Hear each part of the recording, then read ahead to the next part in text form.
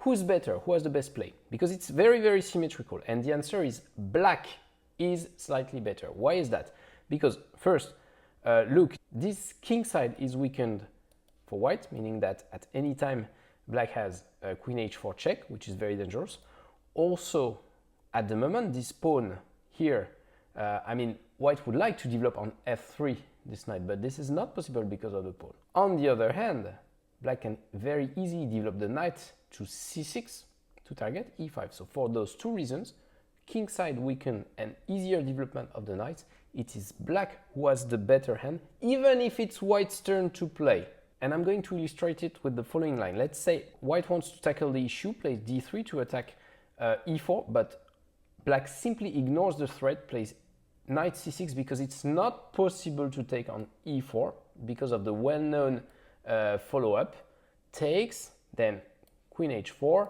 Here I'm going to play g3, but trust me, queen e2 and queen d2 are losing as well, but queen g3 is losing immediately because of takes. Queen e2, for instance, queen takes h1, a very famous pattern in those types of positions. So white doesn't play d3 in this position.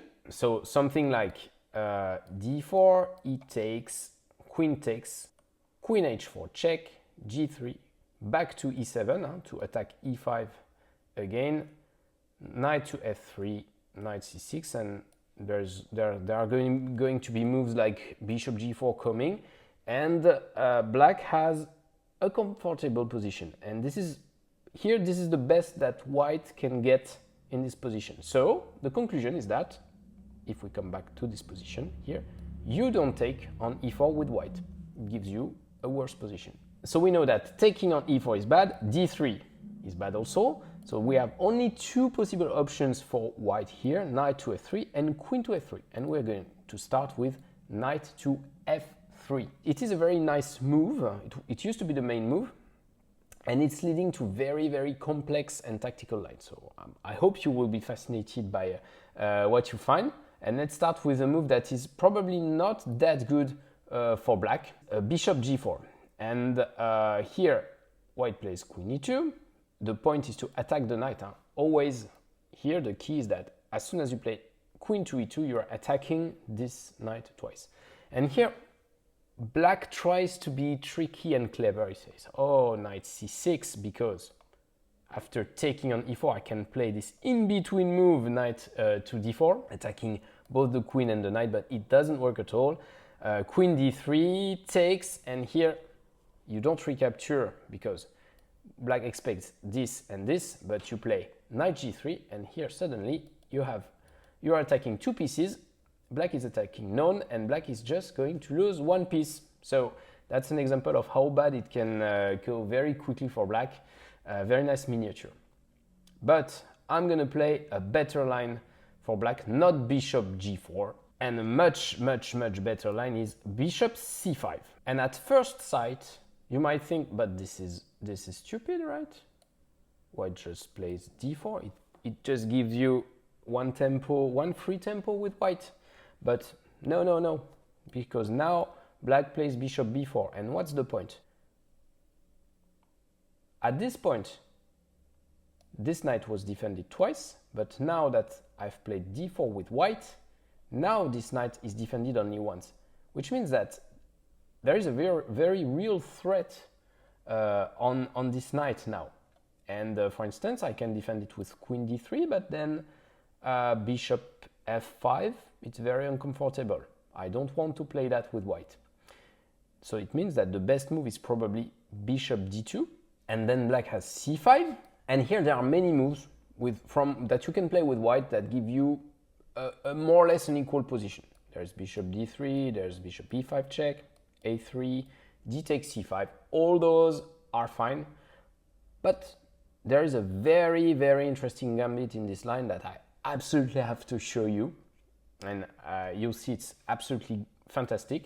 You take with the knight, takes, you play c3. Okay, why not? You don't remove the knight, you attack this piece instead. Black captures, but now you play queen takes. Wow, full piece sacrifice for apparently nothing. And this is really a deep concept, because now if black plays bishop a5, which seems like the natural move, now you have bishop to c4, and now you're very strongly attacking f7. And let's say you play bishop e6 with black to try to intercept. There's going to be takes, and now black is never castling short because of this control. The queen doesn't go to f6 also, so it's not possible. So you don't play bishop e6 with black, you play castle short. But after castle short, now white continues to pressure f7 here, actually. And here there are a lot of natural moves that are losing. I just give you one line, but I could give you 10 lines, right? So for instance, king h8, and here you play queen h5, renewing the threat on f7, also threatening bishop g5. So black will play something like g6, right? And queen h6, and you have this attack on f7 again. So for instance, queen e8, but now white has rook f3, and now the rook is going to h3, and I think you get the point. This pawn on h7 is going to there's going to be a problem here for black. Okay, I think you get the point. So the only move, if I come back a few moves here, so the only move in order not to lose here at this point is not king h8, it's queen e8. But still, black is not out of the woods. There's bishop h6, there's queen h5, there's queen g3. So whatever white is choosing, black has to find the right move in order not to lose. So it's a fantastic gambit, to be honest.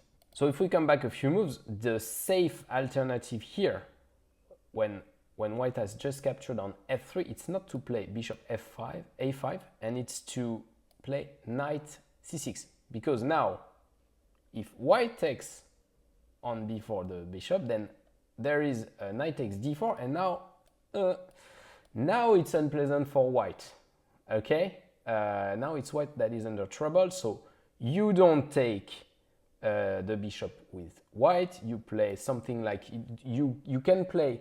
So typically white has to develop a little bit before capturing the bishop. So the right line, totally not obvious, honestly, is to play something like bishop b5, castle short, and now you can, now that you're ready to castle, you can play takes, and takes on b4. Black takes with the queen, and now after bishop c3, white is holding more or less everything, and white is doing good. So if you want to avoid this whole line, this whole forced gambit, or maybe not, you might not want to play d4 at all here. But the thing is that black is attacking f2. So there's a problem to solve here. And okay, with white, we agree that we really don't want to play takes, and knight g1? Yeah, we agree that we don't want to play that. So that means the only possibility is to play queen to e2 here. And actually it's very clever, because we're not afraid of bishop to f2 here, because we've got king d1, takes, bishop b6, and I think white is not worse here. This king is a bit strange, but at least you've got a strong pawn center, and everything is more or less good. And one thing that is important to note is that black can certainly not play the very tempting knight to f2, because here white is doing better, because you've got d4, very good move, takes on h1, takes on c5, and now this knight is trapped, so white is going to recapture it sooner or later with a much better position. But that's not the end of it.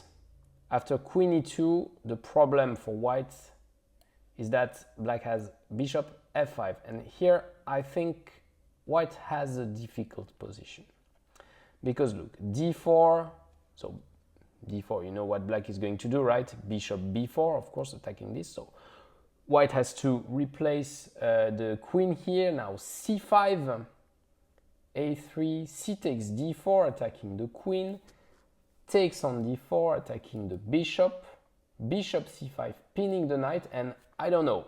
Well, the computer says it's equal, but with this, I don't feel comfortable with white. It feels like I'm the one under pressure. So honestly, I don't recommend this. So it means that if I come back a few moves, queen e2, maybe not. It means that in this position, you've got to play d4, accept bishop b4, and either play for equality or pull that very nice gambit I showed you just earlier. But black is not forced to play bishop c5, of course, and there are many common moves like bishop e7, and I see if you've understood. If white plays d4, of course, what do you play with black? You play bishop b4. Huh? It's just a transposition. You come back to the same position, okay? So let's forget about d4 here. And the thing here, after bishop e7, developing the white pieces is not so obvious. If you don't want to play d4, of course. Because, again, knight takes e4 is not possible, because this knight would be attacked. Look, for instance, bishop e2, then black has bishop h4, g3, bishop e7, and black is probably happy with the weakening of the king side. So, the best way that white has found to tackle this position here is queen e2, bishop f5, queen b5, check, with a double attack. Now, knight c6, and now I've got a quiz for you. How do you win a pawn with white? Do you take on b7 with the queen? Do you take on d5 with the queen? Or do you take on d5 but with the knight? It's a little bit tactical, so I'll let you think about that. Take your time, and then I'll show you the solution later on.